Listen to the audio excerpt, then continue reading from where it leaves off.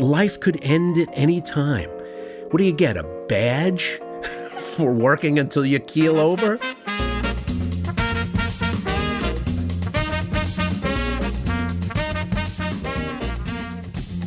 When I think about retirement, I think about gardening in my backyard, going out to lunch with my friends, and traveling whenever I want to. What I don't like thinking about is, what if I never get there? What if I haven't saved enough? That's the situation my guest Ray Suarez found himself in. You'll recognize his voice from NPR's Talk of the Nation, PBS Newshour, Al Jazeera America. You get it. He was the quintessential Swiss Army knife of a journalist, someone who could write, do radio and TV. But after one of his news outlets folded, Ray found himself unemployed, without enough savings, and with a resume that most employers felt was too long. Ray wrote about his experience in the Washington Post in an essay called Sinking Feeling. I clung to the middle class as I aged. The pandemic pulled me under. He's also the host of the podcast Going for Broke. I'm Maya Lau, and this is Other People's Pockets, the show where I ask people about their money so the questions we all have about how much other people make and how their finances work can be a little bit less of a mystery.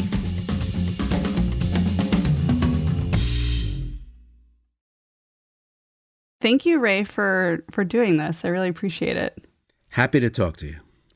You know, your op-ed in the Washington Post, I think really touched a lot of people. And one of the things that was so illuminating in it, along with your podcast, Going for Broke, was like you really illuminated this idea of this treacherous no man's land that seems to exist for many people when they get into their late 50s and early 60s, where they're considered too old to be hired, and yet they're too young to retire. So can you tell us the story of how you found yourself in that awkward middle ground?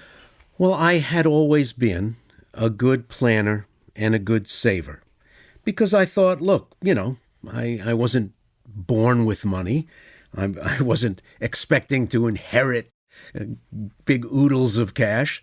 And I listened to the big voices in the culture that said, hey, people are going to live a long time, so don't plan on retiring early. And I had no intention of doing so. I had no interest in doing so.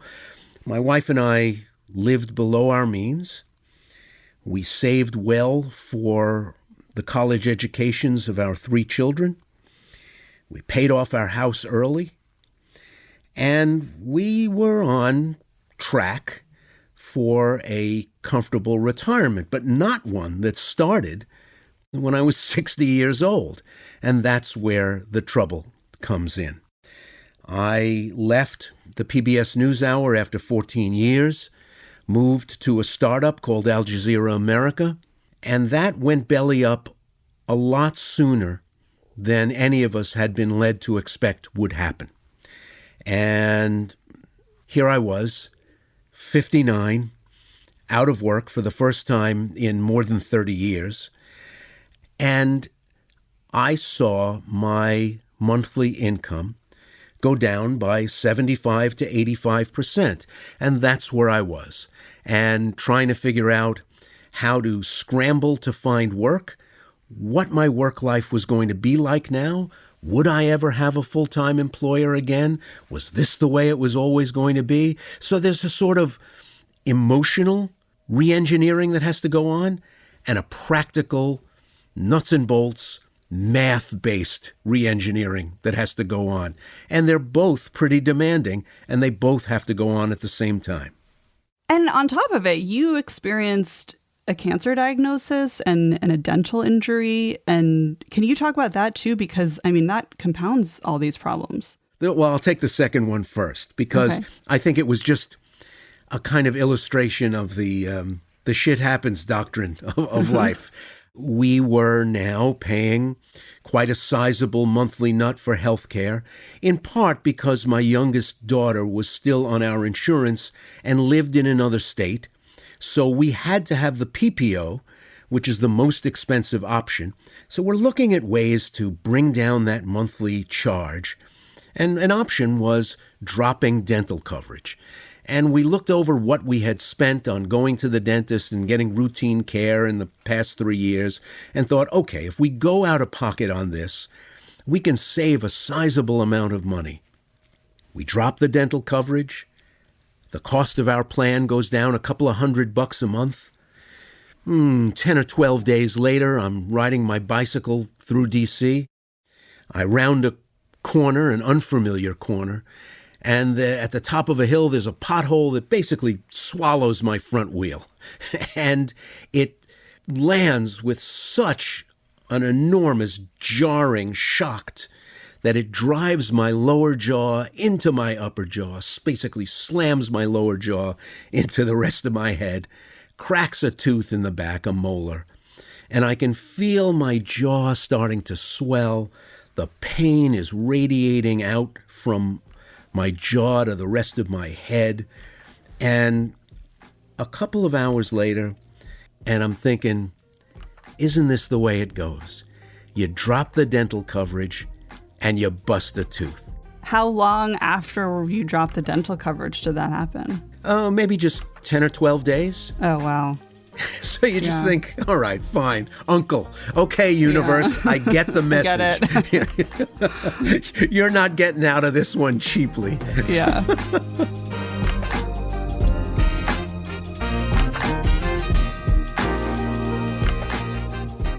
I had covered, as a reporter, lots of personal histories where people have setbacks, they have bills they can't pay, they're looking at bankruptcy to pay medical bills, and there I am sitting on the couch, unemployed, trying to figure out just how hurt I am, and realizing I've stopped being the kind of person who covers the travails of other people.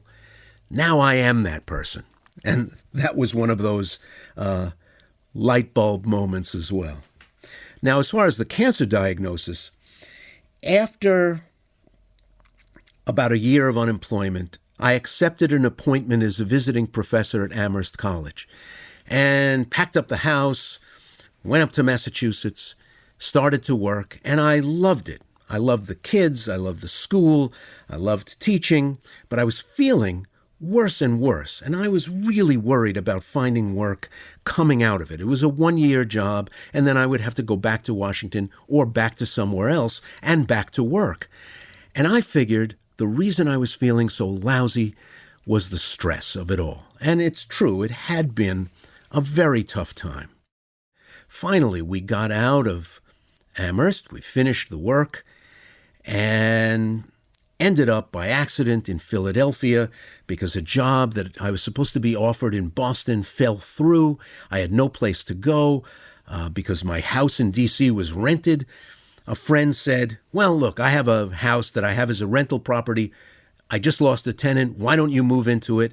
And I figured, all right, Philadelphia, I'll run up and down I-95 to freelance in Washington and New York. Maybe there's even work in Philadelphia. We move there. And I am just wrung out, moving furniture, unpacking boxes. And I just thought, no, I know what this feels like. I know what physical labor feels like. This is something different. This is too bad for the amount of work that I'm doing. And I went to the doctor. He said, hey, you're severely anemic, like dangerous anemic. Like I don't even know how you were moving furniture and carrying boxes without just collapsing. And I went for an emergency blood transfusion and an emergency iron transfusion ordered by my new doctor in Philadelphia. And within a week, we knew I had cancer. I had bleeding tumors, and this was going to be my job now was going to be staying alive for the next year or so. Right. And how are you doing with it now? I'm doing great. I am cancer-free as far as the latest diagnostic tests that I've taken say. I feel great. I'm in pretty good shape.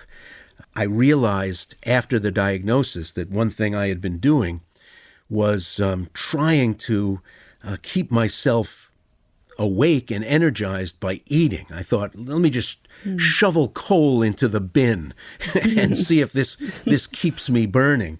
And then while I was on chemo, my doctor said, look, whatever you do, don't lose weight. And so by the time I was done with chemo and there was no discernible cancer in me anymore, I was a fat boy. So it was time to start. Could you just eat whatever you want? Yeah. I just, ice the cream, doctor cookies. said, Yeah. look, whatever you do, don't lose weight. It's bad for you to lose weight.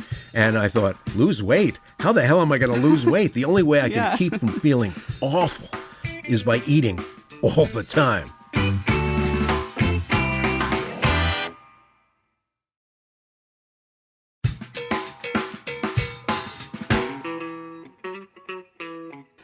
What did it look like when you were in that stage where you were finding gig work, I'm sure applying to jobs, maybe looking for full-time work?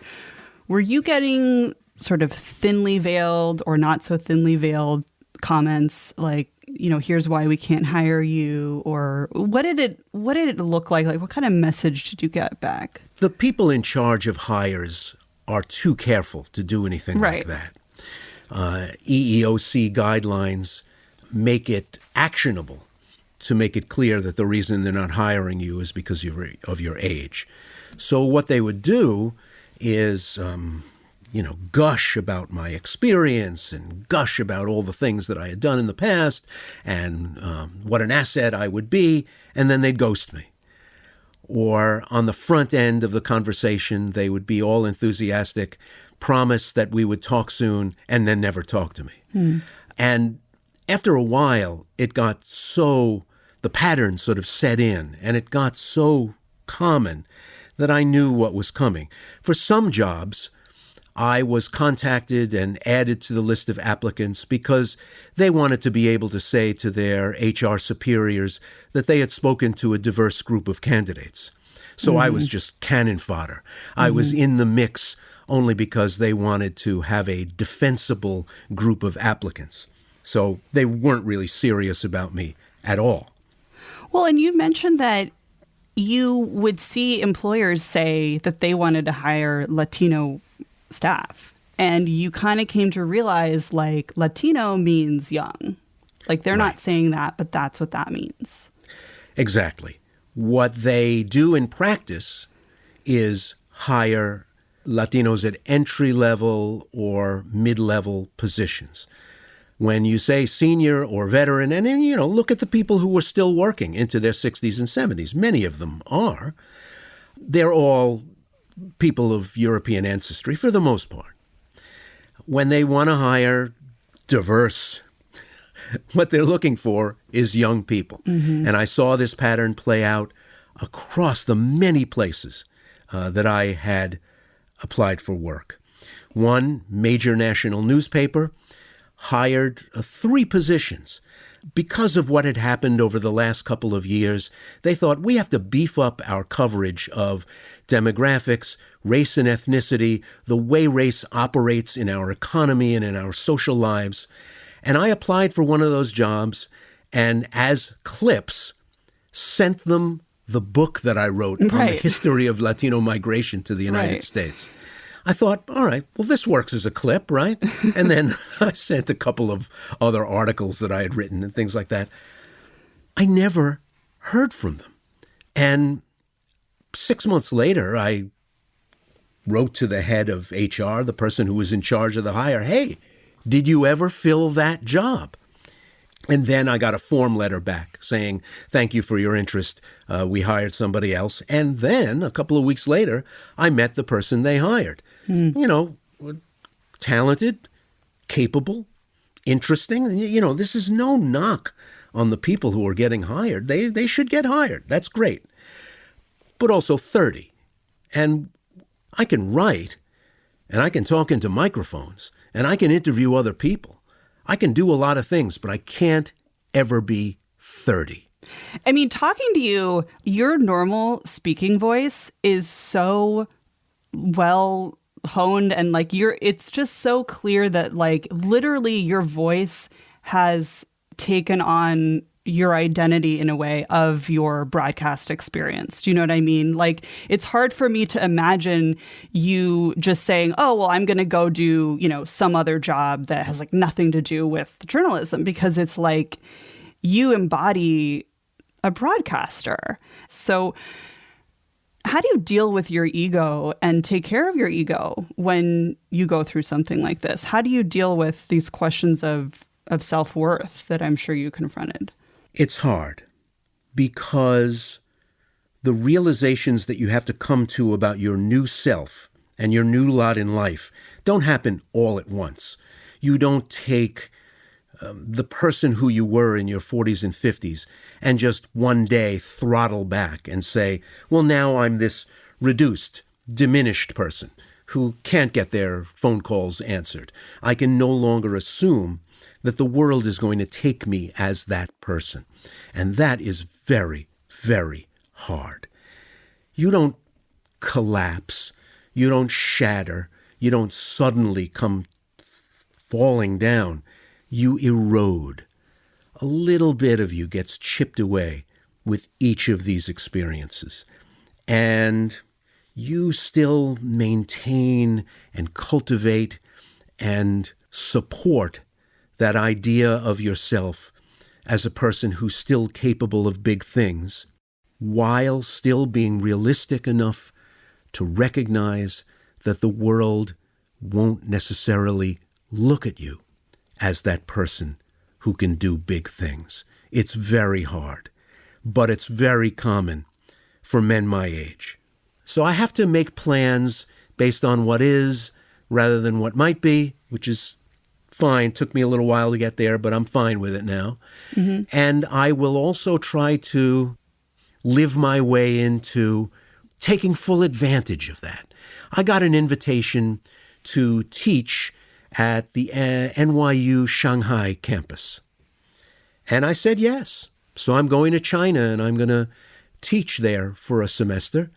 And that's one of those wonderful, adventurous little things that can come your way when you're no longer structured 48 weeks a year, 50 hours a week, and, able to pretty much know what you're going to be up to 6 months from now and 12 months from now. This was one of those things that just came in over the transom, and I can do it.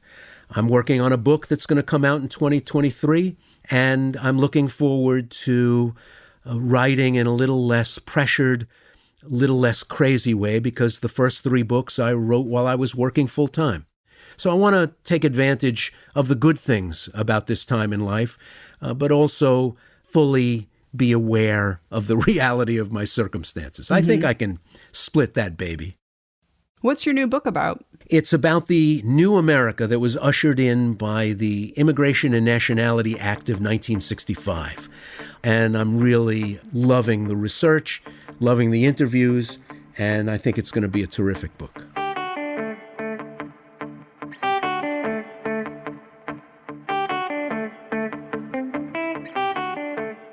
Is there any part of you that feels, freed from whatever identity you had, or like you've gained this new perspective now and you kind of feel like I've just moved into a new realm and now you just have a much wiser perspective on things?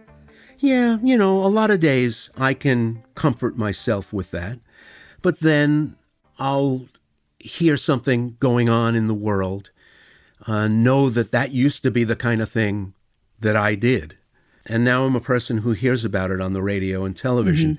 Yes, to some degrees it's freeing because I've had the opportunity to do fun and interesting things that I wouldn't have had otherwise because there simply would have been no room in my life for it.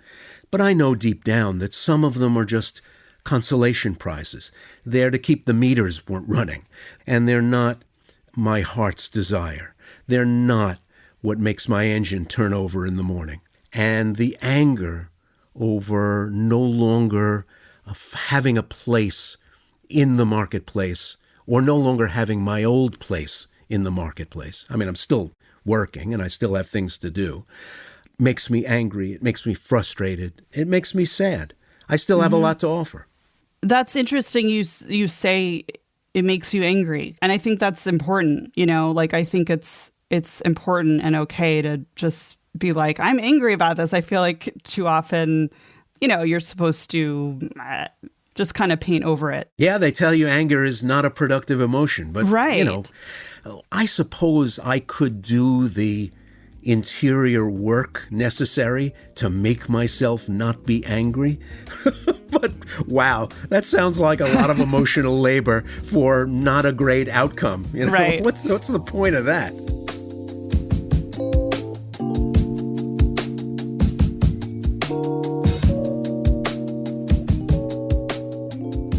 How much money were you making at the height of your career?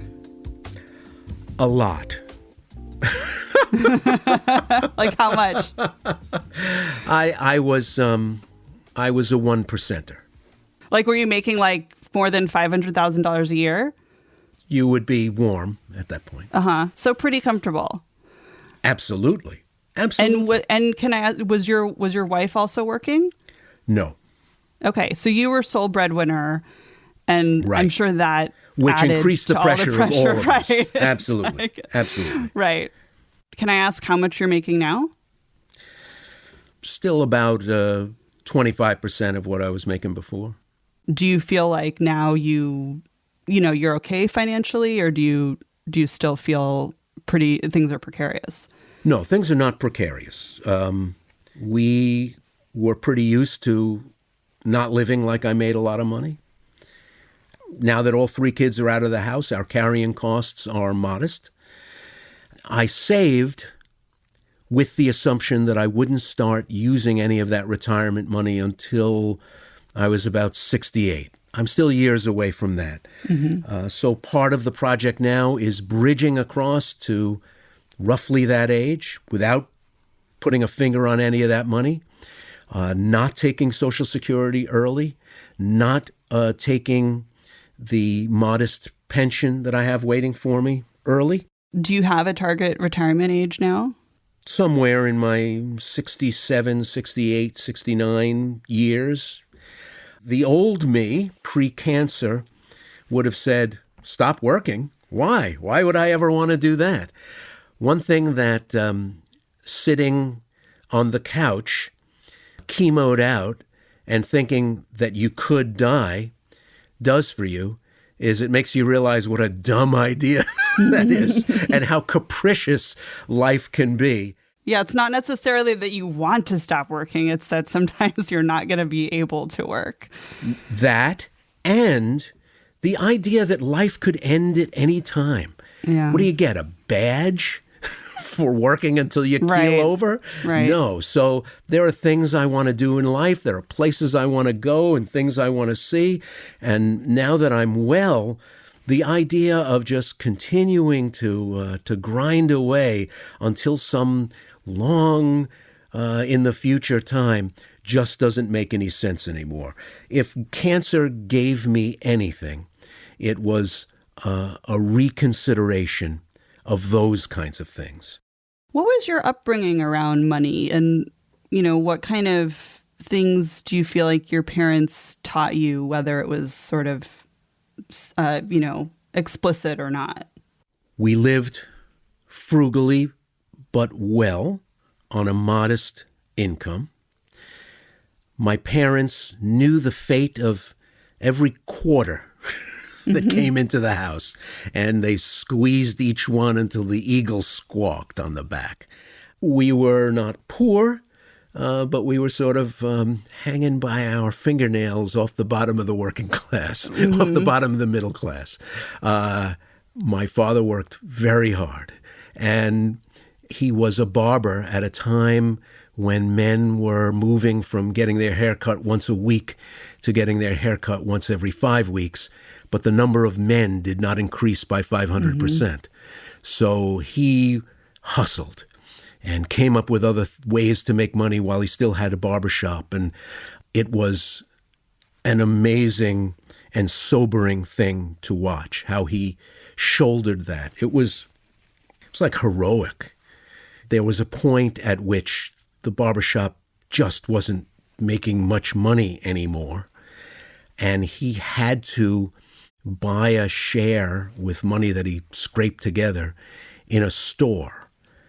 So he would leave the barbershop in the late afternoon after working there all day and then work the nighttime in the store.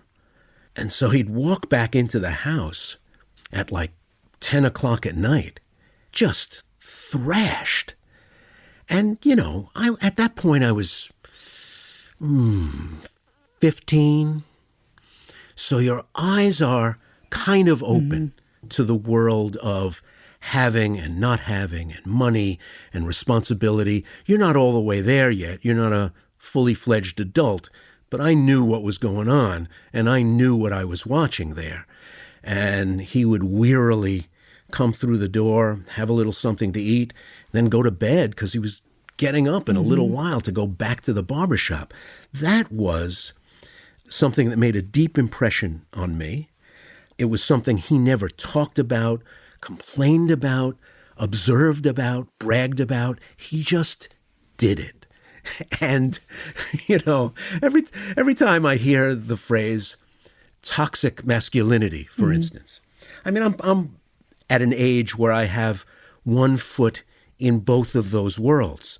The old post-war baby boomer world of men who worked and women who took care of children, and this other newer, different world that we've got now. I sort of was raised with one foot in both of those worlds. But I think about those aspects of masculinity in kind of terms that don't have anything to do with toxicity. No, I don't want women to be subordinate to men, and I don't want men to kill themselves because they think they have to shoulder all of this burden on their own. I don't extol and celebrate those old models, but I also saw what my father did and recognized it for what it was and understood what a big screaming deal it was to do it. And that puts grooves into the record player that's in your head. That puts impressions that, 40 years later, you have ideas about the world of work and responsibility and burdens and obligations that are in ways very profound, shaped by those things that you saw as a teenager in an apartment in Brooklyn.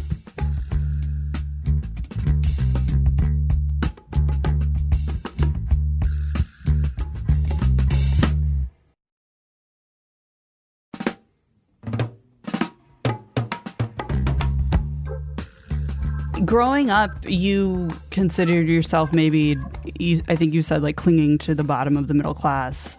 What class did you consider yourself a part of at the height of your career, and what class do you consider yourself to be in now? I'm upper middle class now. I own my home outright, so I don't have a mortgage, and that's something that few Americans can say. Yeah. So I'm fortunate in that regard. Of course, in your 60s, a lot more Americans can say that, but that's great. I own my house free and clear. I have a nice retirement nest egg that's waiting for me out there in the future that a lot of Americans wouldn't be able to say they have. So I realize how fortunate I am. But day to day, I'm watching pennies, clipping coupons. I'm trying to live in a modest way so I can bridge across to the time in my life when I'll feel able to start tapping that money. And I often ask this question because it's really interesting to see what people's responses are. Like, a lot of people just say they're in the middle class. They won't even say upper middle class, even though maybe they actually are in the upper middle class. Yeah, I find those questions and the answers that a lot of people give really problematic, because we're a country where the median household income is around $60,000 a year. And when I hear people making $250,000 saying they're middle class, I want to bop them in the nose. Yeah. It's ridiculous. Their life trajectories, their life expectations, and the life trajectories of their children are so different from what a real middle-class family has waiting for them. The ones who are making 65 or 70 or 58. Those families are middle class. Pal, you want to live in San Francisco, you want to live in New York, that's on you. But if you make $250,000, don't tell me you're middle class. I'm wondering, there's something that's often said in personal finance circles about how you shouldn't necessarily pay off for your kids' college education because, you need to make sure that your retirement is fully funded. Would you tell the younger you, maybe they can take on a few loans to make sure that we have a little bit more cushion, or is that just I was a little neurotic about this because I paid for college and I worked full time almost through my entire college career, which didn't do my college career any good. I can tell you that. I did okay. But I know, looking back, that if I had had the great privilege of just being a student when I was a student, I would have done better, and it would have launched me perhaps in different ways. But look, that wasn't in the cards for me, so I did what I did. I didn't want to graduate with debt, and I didn't.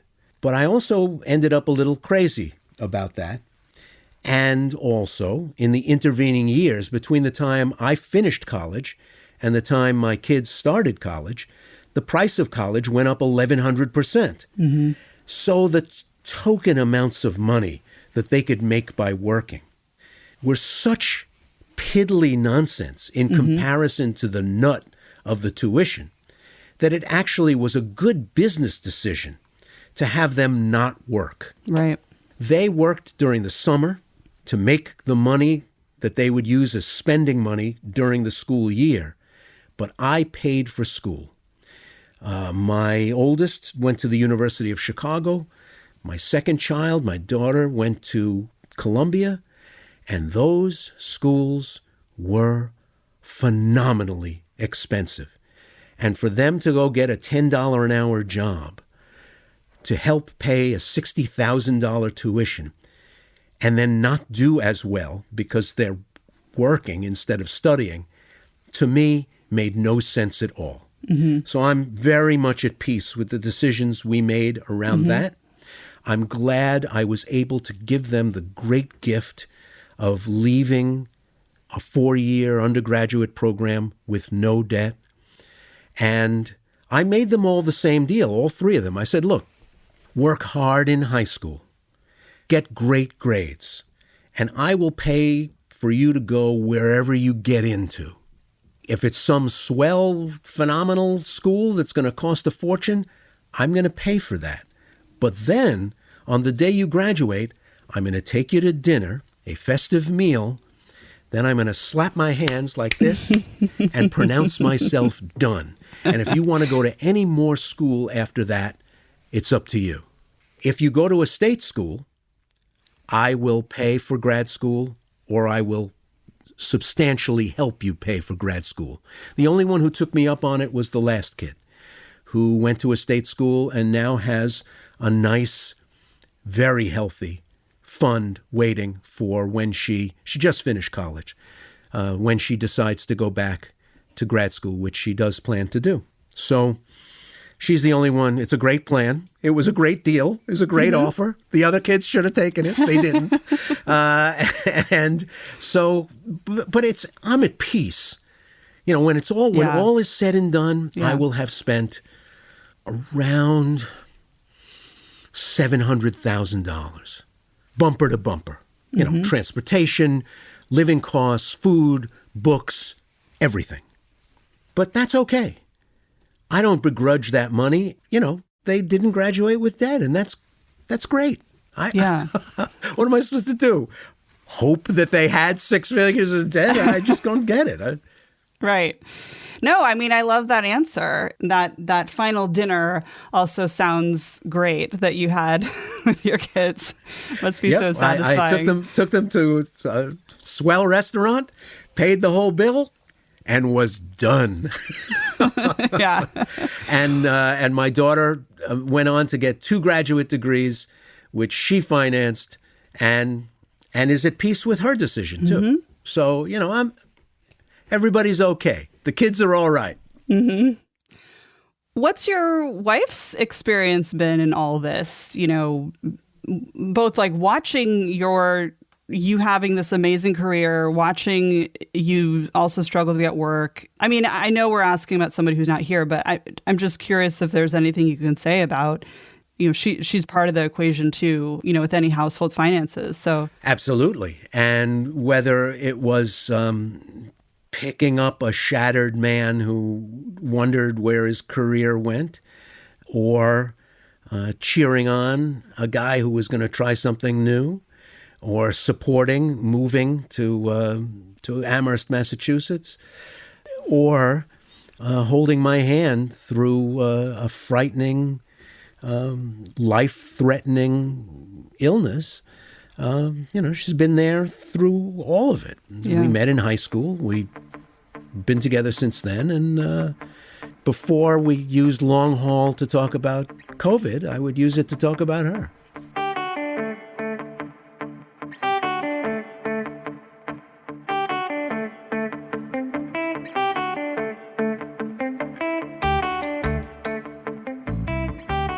It sounds like you are a big saver and a big proponent of living below your means. But is there anything that you indulge in financially?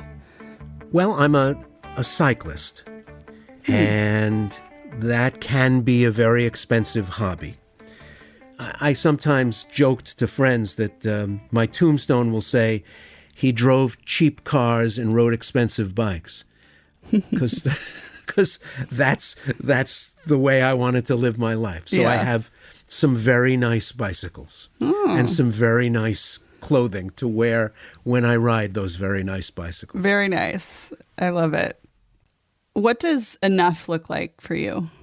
To me, it's a luxury not to think about money all the time. Mm-hmm. And one of the ways I knew I was doing okay when I was in my 30s and 40s is when I didn't think about money.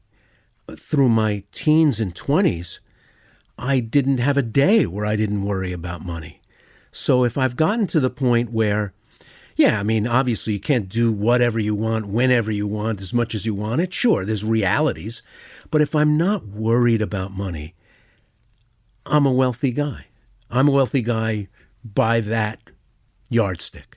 If you were to become a listener of this podcast, who would you like to hear from? Like whose personal finances are you curious about? I got to tell you, I've never even had a thought resembling that thought. You've never wondered how much someone makes and how they afforded their house and how they made it work? When I was a kid and I would ask questions like that, my mother always said the same thing. She said, never count anybody else's money. And I came away from that kind of childhood with, I sometimes wondered in a kind of speculative way, but I never really wondered in a I've really got to know kind of way. Like I live in a neighborhood with a lot of nice houses and a lot of well-paid people. And I'd see somebody with a really swell car. And I'd think, all right, well, I know Rick. He's a lawyer. I wonder how much lawyers make. Mm-hmm. I don't know. And then that would be that. I'd be done with that thought and move on and not think it anymore. That's about as much. That's about as much brain power as I'd want to invest in that. It's so funny because that's my driving curiosity. Like my interest is in just knowing about other people's personal finances. Like, just because I, like one of the spin-off podcast / segments that I originally pitched, like you were talking about, living in a nice area, people have nice houses. You kind of wonder, like, one of the ideas I had was a segment called Who the F Lives in That House? Like, what do they do for a living? Is it family money? Like, what's the deal? So I take it your mom would not like me very much, but just kind of like can't help myself. I feel like it's one of the most fascinating conversations I've had in my life about personal finance was with Elizabeth Warren before she was a United States Senator.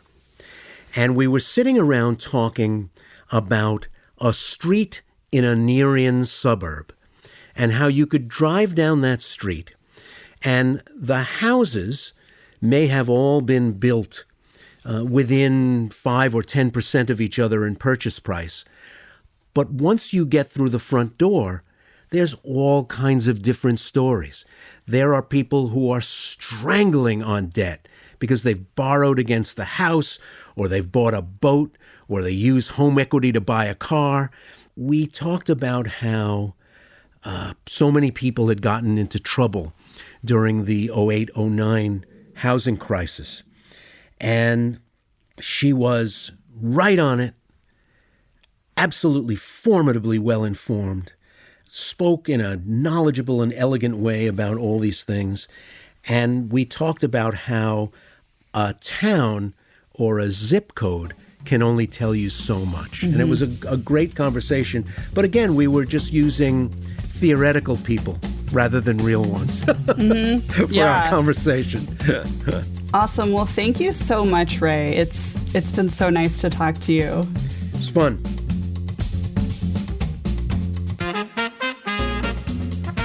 Thanks for listening to Other People's Pockets.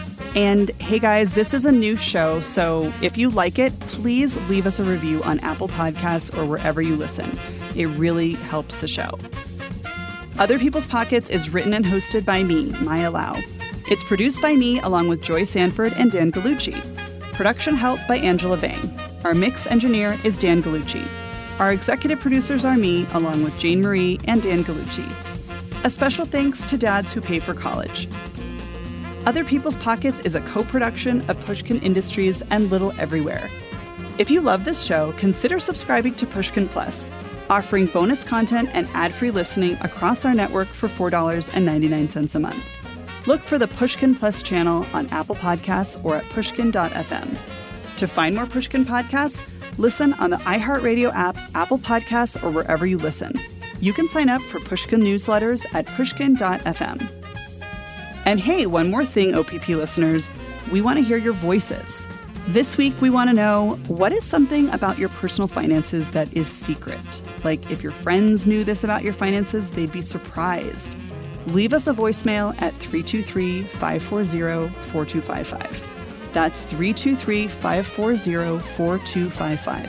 Or you can record a voice memo on your phone and email it to us at otherpeoplespockets@gmail.com.